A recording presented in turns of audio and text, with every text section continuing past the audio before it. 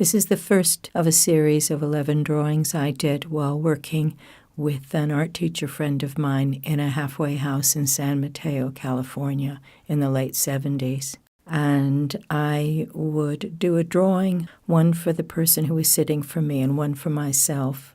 This first one is of Jenny. She spoke to no one. All they knew about Jenny was that she'd had a very, very hard life. She ambled her way around the hospital with great difficulties. You can see she has a bandage around her leg. But there was certainly an eloquence to her bearing and her demeanor, and I thought she was quite beautiful in her own way. This is John. John had the mental age of probably about a 7-year-old. He was very sweet, and I found it very touching that he used to call me Mommy. This is Abby. Abby had been in a terrible sports accident. I think she'd been skiing. She'd been a very beautiful young lady. She still was very beautiful, but she had had such devastation done to her when she'd fallen that her nervous system was completely, pretty much effectively destroyed. And she had a sort of a low, keening cry that kept coming out of her. It was quite sobering to look into her big blue eyes and think of how her life must have been for her before she had this accident. This is David. David's a paraplegic. He worked very hard to be involved in the little art class, and he would come in every day with a little device strapped around his head, which had a rubber nipple at the end, which held a pencil so that he could fill in a grid with a tree or a swing or a house or a ball of sunlight. I became very fond of everyone there, but particularly of David, because his will was indomitable and his quiet struggle was huge for him. This is a picture of a man who was having his last days on earth. He gave his consent to let me draw him as he lay dying. Those little yellow marks at the bottom of his figure were actually the little shoes that they had on him. The drawing that I did for him, well, there was no one to give it to. He didn't have family, and he passed away before we'd left the halfway house that afternoon. This is Walter. Walter was worn down. He didn't know where he was anymore, and he wandered the hallways and looking confused, not knowing where he was. But he was a very sweet man. This is the janitor who stopped in his job to let me sketch him quickly before he moved on. Unlike everyone else, of course, he was fit and young enough to still enjoy life. This is Mazzaro. I found Mazzaro's situation particularly haunting. He was Japanese. His parents had raised him all of his life on their back porch. He was never allowed playmates. He never went to school. His family were very ashamed of him, partly because his tongue would stick out at odd angles and his body was out of his control. This is David again, lying in bed with the sponge between his knees. This is a schizophrenic man. He had nothing debilitating about his physical condition. He was perfectly healthy, but he was at times rather dangerous, and I wasn't allowed to sit alone with him and draw him. I had to have somebody there with us in case things didn't go well. And this is David again. He's sitting up in his wheelchair with his drawing equipment ready to go. I thought the world of David. This is Wesley, my very dear friend. We went clubbing a lot. Those were some of my happiest, danciest days, and Wesley was marvelous company. He used to wear lots of bracelets and dress beautifully. He was a grande dame in the most wonderful sense. This is Prosper, a lovely man who was originally from Zimbabwe. I worked on an underground comic with him that he advised me on. This I call Sneering Girl. It's a red-headed friend of mine from our comics ladies consciousness-raising group, which didn't turn out well. So much for feminism. This is called Kirk and T. Kirk was a former boyfriend, T, militant, lesbian, feminist, and both very irksome to me at one point, and I drew them together and then scribbled on them. This is from a series called Luna. It's about the sex drives lying deep within a woman's nature or my own nature. It's always been very important for my art not retain a particular style just because I've found it, but to constantly morph and change as my influences morph and change. This is another page from Luna. The most interesting thing about it is that it's kind of psychological female imagery. And I do think it has its own power and wildness, which I like. This is the first page of the Luna strip. Bottom drawing is an anatomical rendition of the inner ear. The phrase I wrote in it was, Luna was born in great anger. So what she is the psyche of a modern woman who is trapped in a female mask, a lie, pummeled by voices like pistols. She's hyper-aware of everything around her, and she's terrorized on a regular basis. She is victimized through her body, and she is held at bay from being completely herself.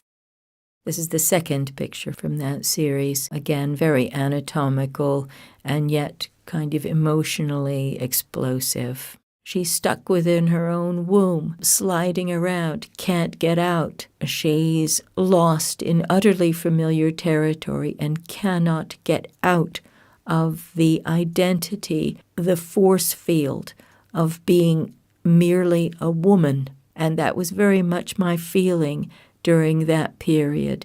When I first met Eduardo Paolozzi, when I came to England, he looked at that series and said, "Why aren't you famous?" Starting at the bottom of a figure, it's a self-portrait that I did still from that period, still from the late 70s, featuring my platform shoes and my feet, the chains being meant to represent the bondage I felt to the male species, to the problem of being female, and the kind of quality of being an unwilling geisha, which I felt I was caged by. This is the midriff of my self-portrait, more visual than anything else. For me, at that point, although I was writing my memoirs, I did not consider myself a writer. And so when I wasn't doing comics per se, these drawings were containing all the kind of cuneiforms and hieroglyphics of my femaleness and my psychological disarray and chaos. This is the top of that series, Fuck You, Buddy. It's got a lot of very tiny handwriting about bad feelings I had towards whatever partner I was with at the time. Fuck You, Buddy is done around the same time as Luna, again about the subject of feeling trapped. All the flowers and the obfuscating tendrils and things at the throat, which cover the throat chakra with beautiful femininity, the fur and feathers around the neck, the qualities of brassieres and lace. There's a little face with fur over it coming out from between the breasts. There's strange life inside there that's unacceptable and a little bit frightening. Undersea creatures, threatening-looking jellyfishes that are living on and inside the psychological body of the woman. Girlie, why are you hot to die? Okay, there was the object of my affection, a cartoonist who gave me no end of strife, but for 2 years of my life back in the late 70s, I was utterly obsessed with him. And the little picture at the top is of me, and the picture of the guy in shades is him. There's a cartoon character with a rifle at her breast, just where she's supposed to be softest. The 70s were a very strange time, like most times for women, because as there was a big move for personal freedom, well, I've got to say, for men, and women wanted freedom as well, but they didn't know how to express it and didn't know what freedoms they wanted because they'd never had it before. It's a bit like the employees of a monopoly suddenly finding they can set fire to a building, and instead of running free, they go back and they steal things and then get caught on the CCTV camera. So we got caught up and tripped over our own unexamined drives, confusion, and the danger we put ourselves into. The owl is actually a symbol of death in paintings from the Renaissance. The male character who's wearing sunglasses, he's got a bit of a bloody nose. In my mind, I'd punched him, but his eyes were hidden, his soul was hidden. I didn't know enemy from friend, and women were very alienated from each other, and they were cooperative in being used by men. It was a very strange melee to be involved with, where you couldn't depend on anyone or anything.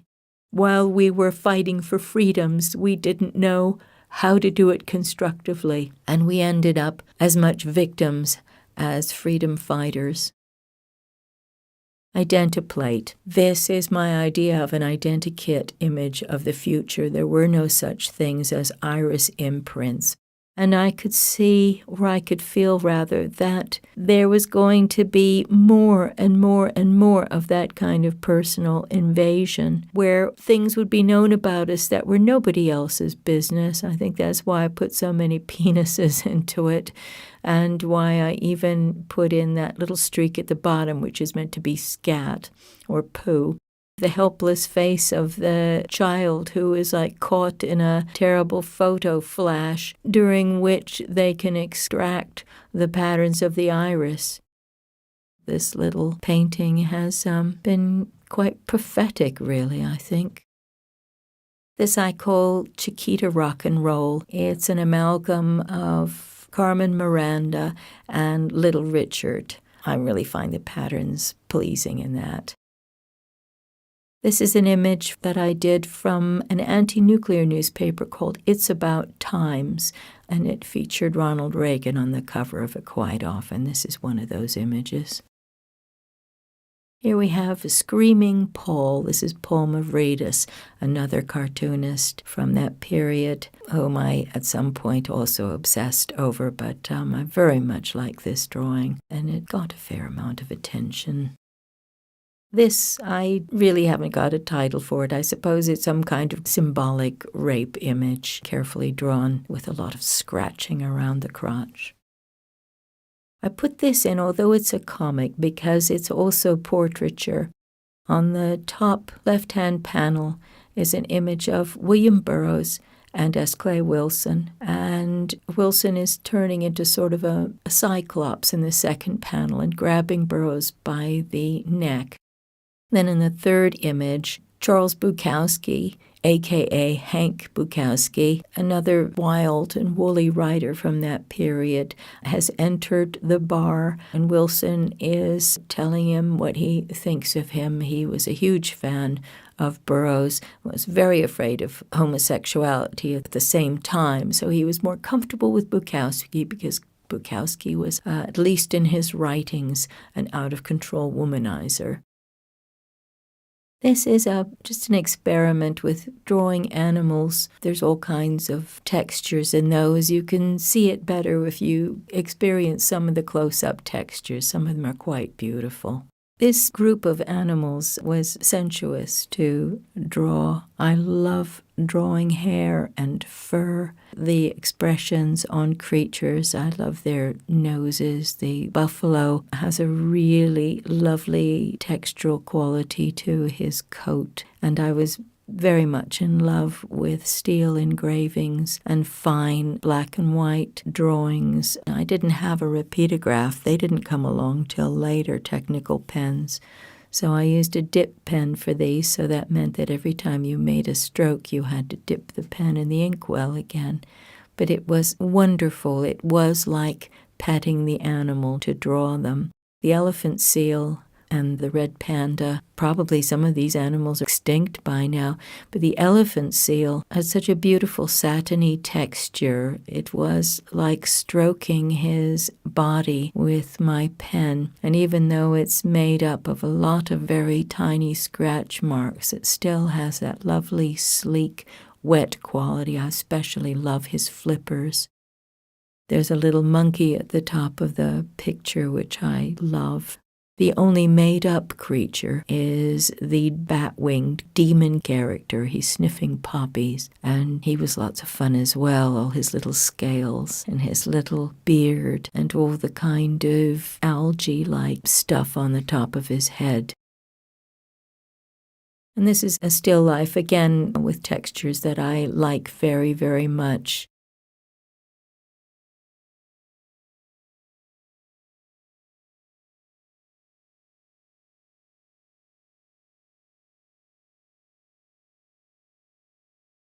Self-portrait with tripes.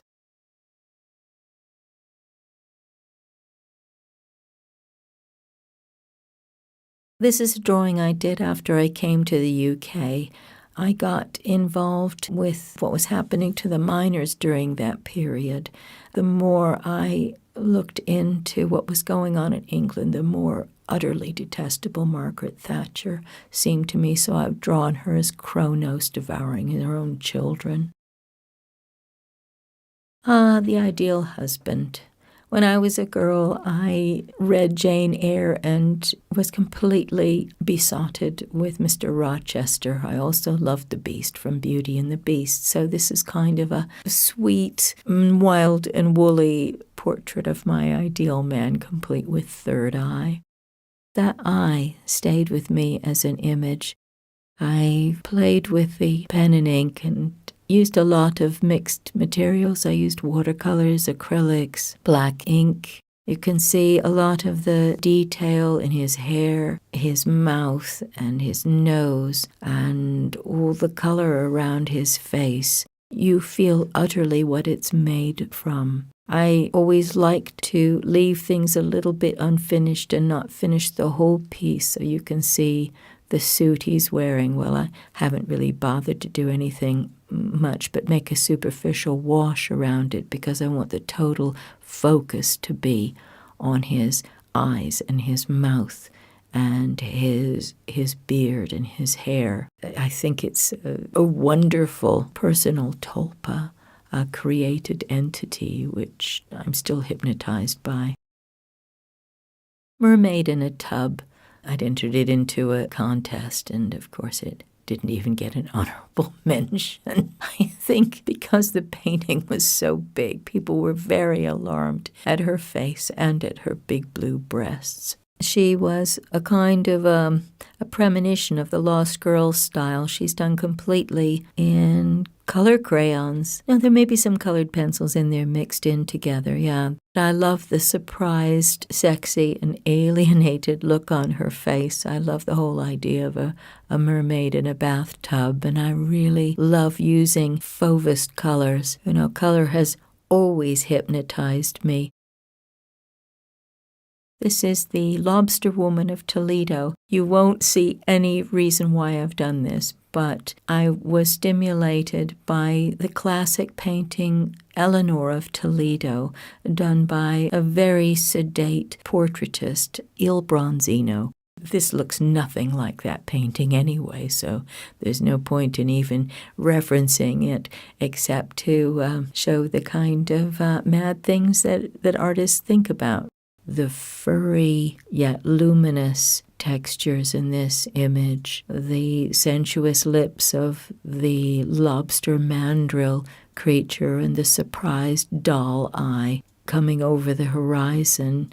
The weird satin on her sleeves was lots of fun, and the beadwork and the odd flowers and the pinched waist of her dress. Probably the only detail that's like Eleanor of Toledo, where the lovely delicate hands of Eleanor of Toledo is playing a tassel of pearls over her hand. And I was quite hurt when I took the picture in to be framed, and the man looked at it and said, "What the hell is this? Is this some kind of Salvador Dali crap?"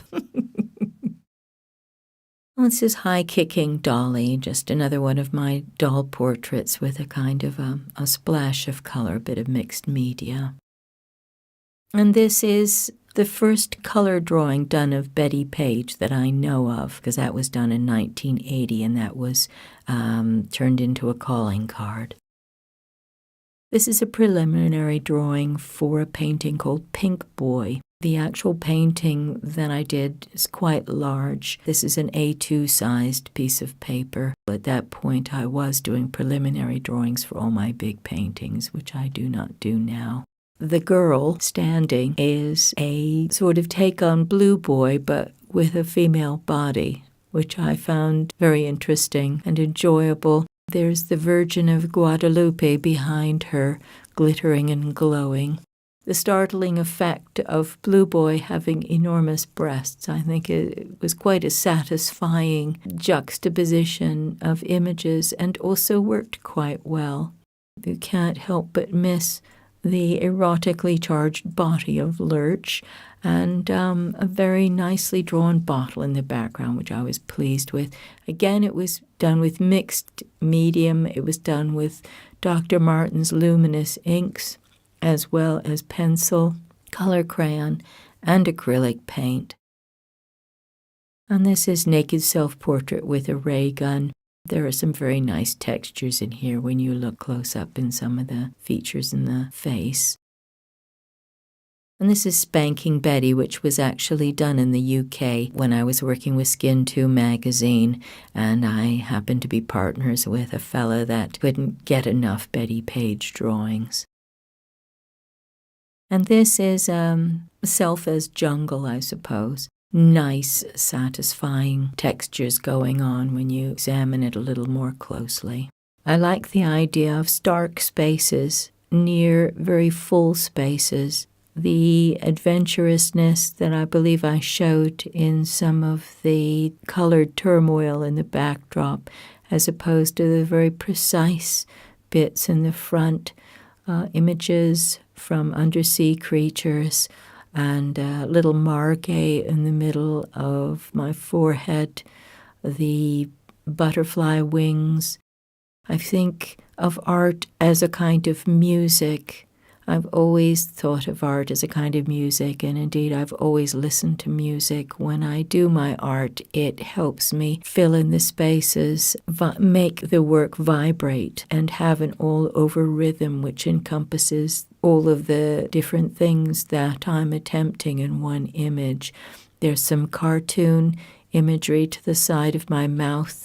I love the undersea creatures. I thought about filling in some of the white bits and thought, no, I like their starkness because, again, they draw the eye back to the busier pieces, and I also feel it's very important for the eye to have an adventure when it enters my pictures, so that you have wild territory and you have peaceful areas, and then you have wild territory again.